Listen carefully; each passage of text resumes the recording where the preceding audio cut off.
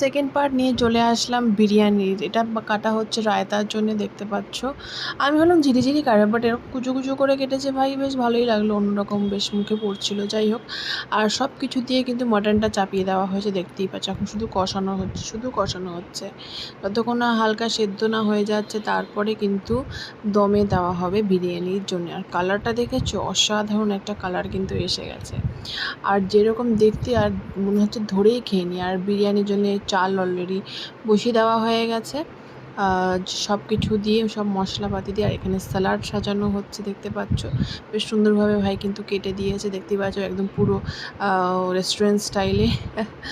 তো এই হচ্ছে বিরিয়ানির কিন্তু দমে বসানোর জন্য কিন্তু পরপর লেয়ার দেওয়া হচ্ছে, বেরেস্তা আর একটু বিরিয়ানির যেই কষাটা আর ওই গ্রেভিটার সাথে, যে গ্রেভিটা আমি দেখিয়েছিলাম হোয়াইট গ্রেভিটা, এবার আর এখানে ডিম দিয়ে দিল আর আলু দেবে।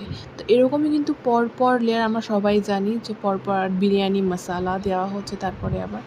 তো এরকম কিন্তু পরপর লেয়ার দিয়ে কিন্তু মোটামুটি 40 মিনিট মতন রাখতে হবে দমে। আর তারপর দেখতে পাচ্ছ এই হচ্ছে লুকটা, এত সুন্দর দেখতে, কালার কিন্তু হয়ে গেছে, দেখতেই পাচ্ছ, অসাধারণ। আর কতক্ষণে খাবো আমি সেটাই ভাবছিলাম। তো এটাই ছিল আজকে ভিডিও। ভালো লাগলে এটা লাইক